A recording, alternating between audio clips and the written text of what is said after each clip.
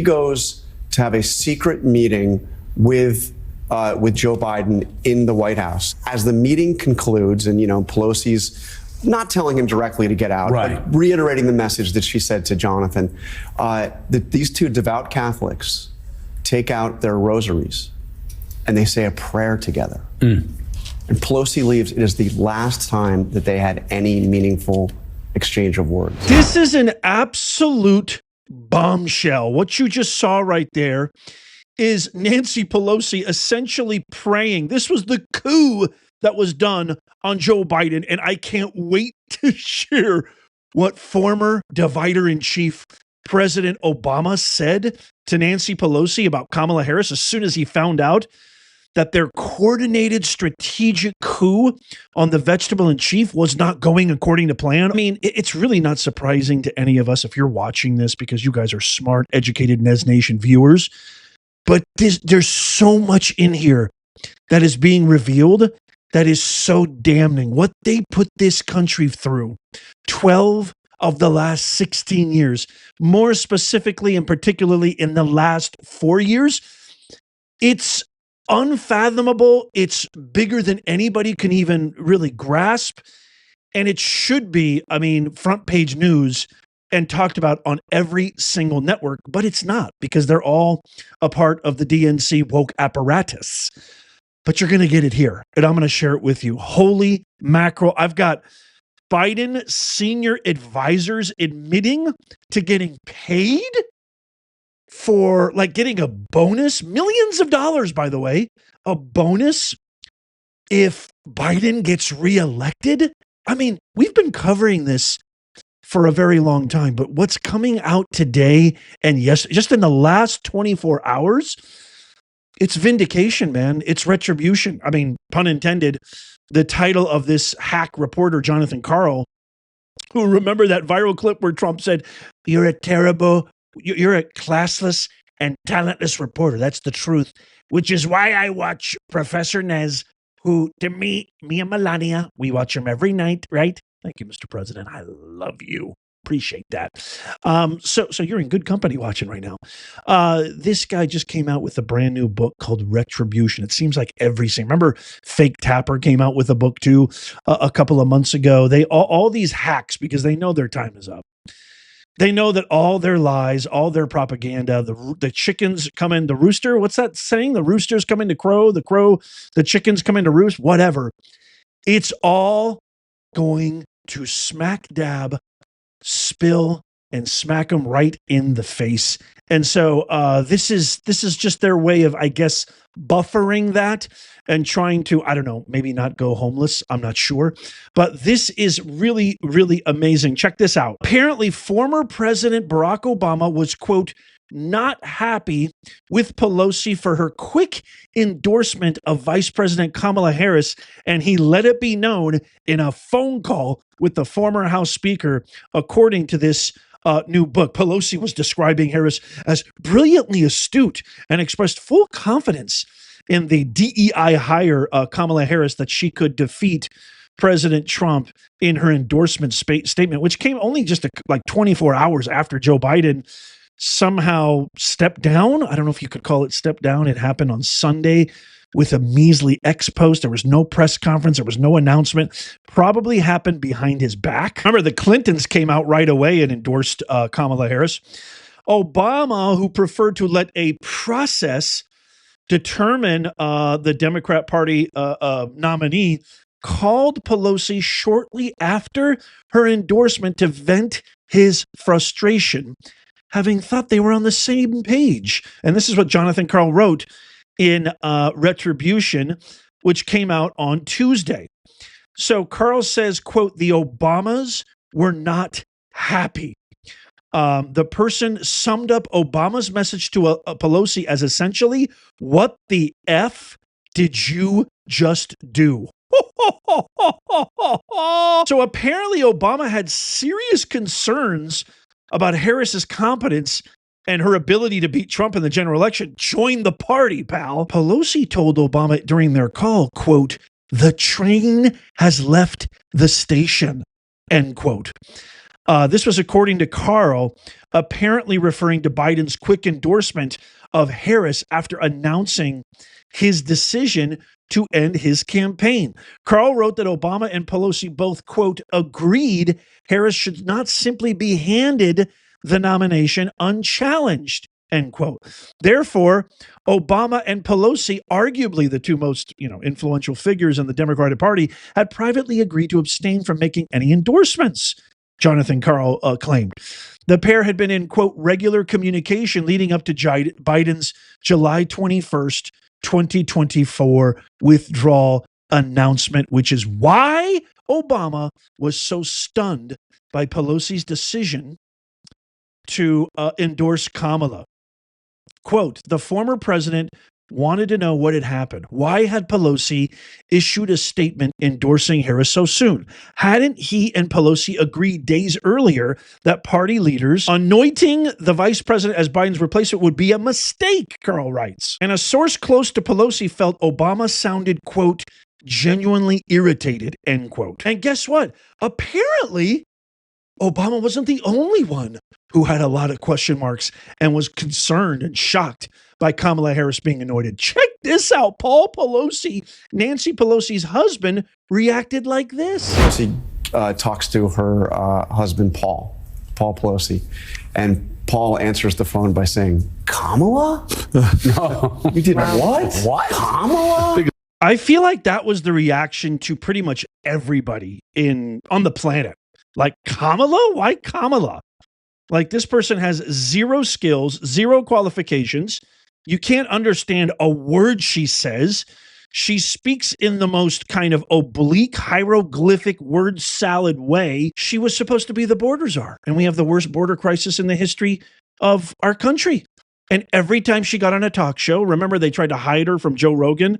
Joe Rogan invited, even said we would accommodate, we would do whatever you need, make any date available.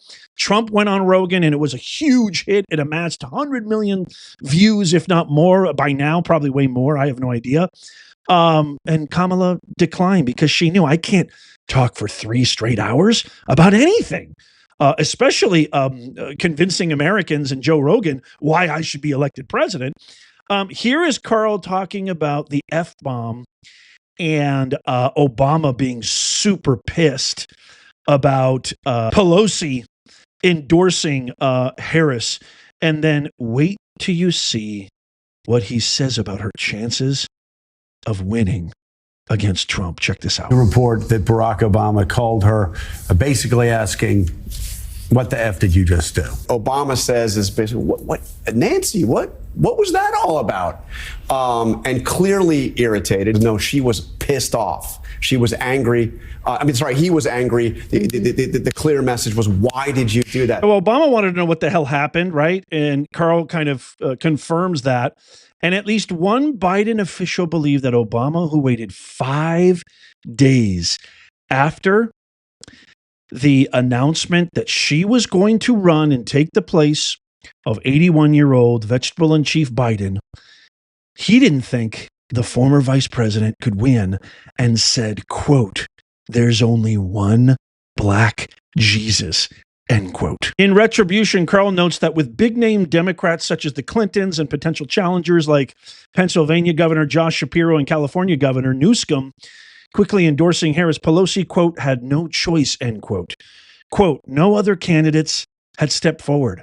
Kamala Harris was it. The only thing Pelosi could do was try to help her win the election, Jonathan Carl wrote. Pelosi did not respond to any of these allegations yet, but she probably will. My fellow Americans, I've said it once, I've said it twice, I've said it about a million times, but it bears repeating just in case you happen to be new here and you need to share this out with everybody. I know these people. I've worked with these people.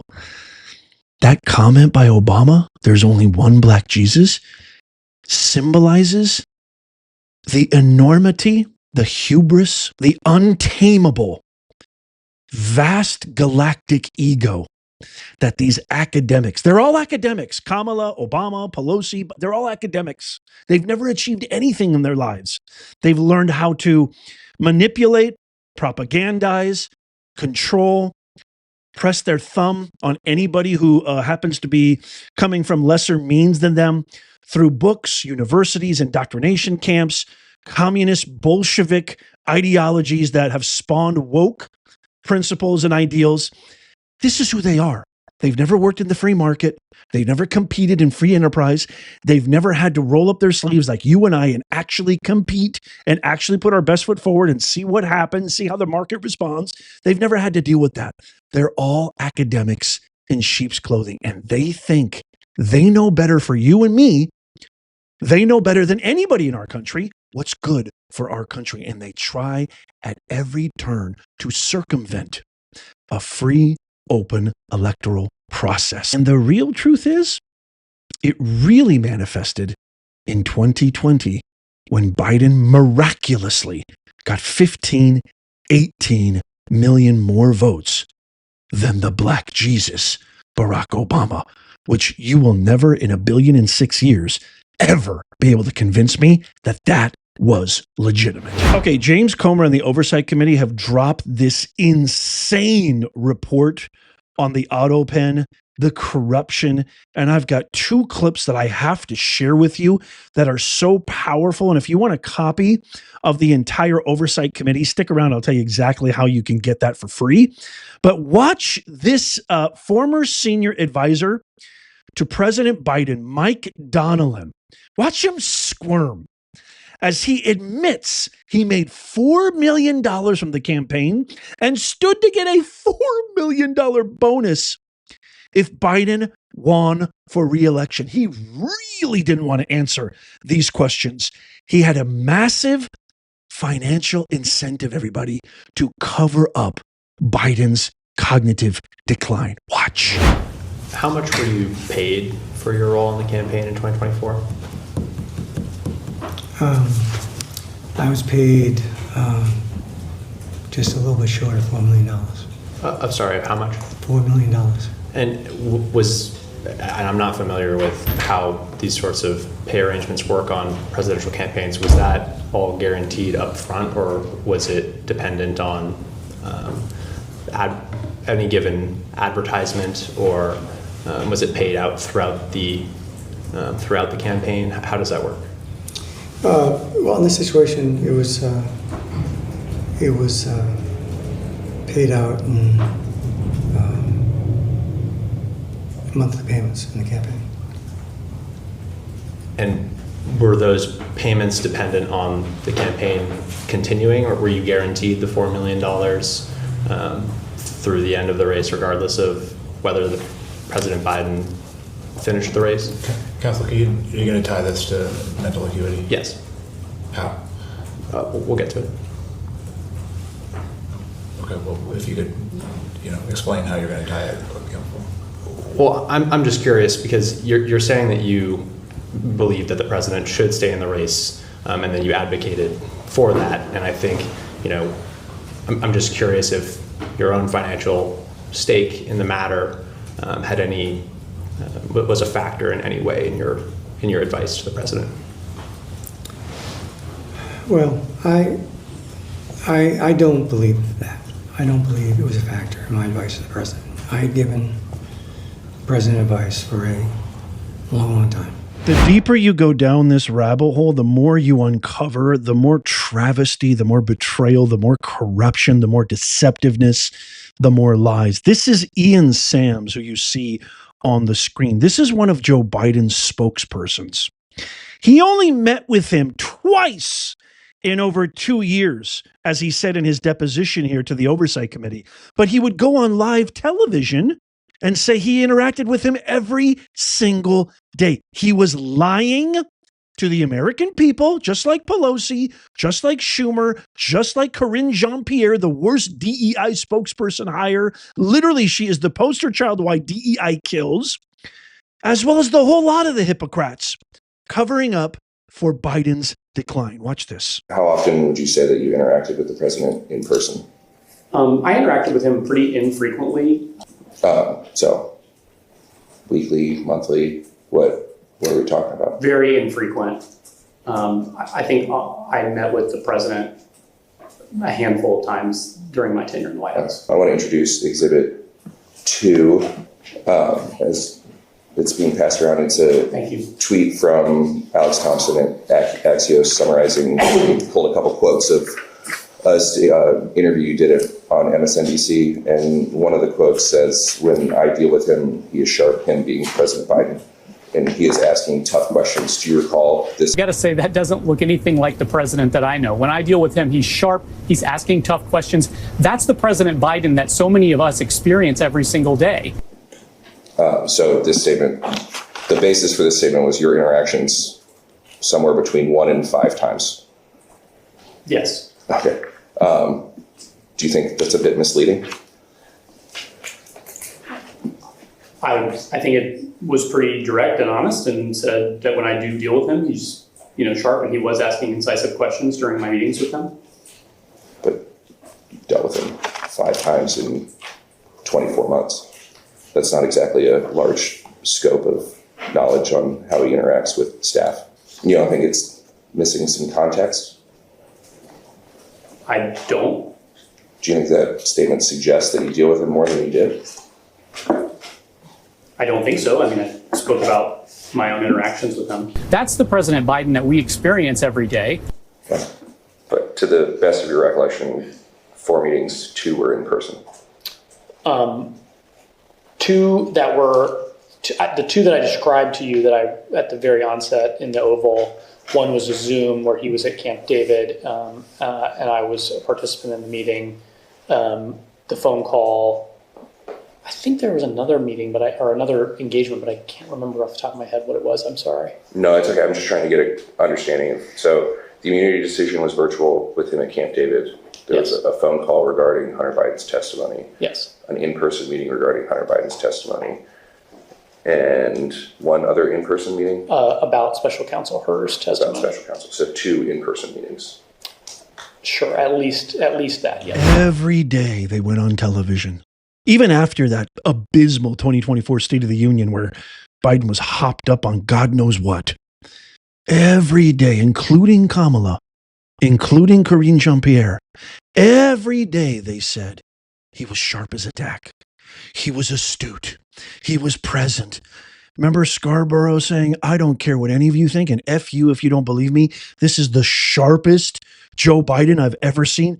They lied to us every single day. We have think of the magnitude of this, America. We have no idea who made decisions on important consequential policy, legislation, lawmaking, decision-making, oversight over our armed forces. We have no idea. Was it Obama? Was it a staffer? Was it Hillary? Was it Bill? Was it Kamala? Was it Pelosi? Was it Schumer? Who was president from 2020 to January of 2025? We need to get to the bottom of this. We need answers. And yes, there should 1 billion% be some accountability. And I want you to let them know what you think in the comments down below. Comer, the Oversight Committee, Caroline Leavitt, the White House staff, Stephen, they all watch the show. Let them know how you feel. And also let me know where you're joining me from, because I love hearing that. You know that. Let me know what city, what state, what country, what time of day you're watching this. I love that stuff. It's one of my little guilty, beautiful pleasures that it just gets me so happy. Let me know. Puts a little sunshine in my chest. I would love to hear from you down below. If you want a free copy of the entire oversight report, I'll leave a link to that in the pinned comment and description. It's absolutely free. You can download it easily. Please make sure you tap that thumbs up if you love America. Help us with our mission to make common sense go viral. And here's the video right here that the Oversight Committee just released. And you can watch this on our new Professor Nez Shorts and Clips channel. There's the video right there. You can click on that right now and go check it out. Tap my face right here to subscribe and follow. It's absolutely free. And as always, may God bless you and may God bless the USA and all who defend her. I'll see you soon, and subscribe to our Shorts channel.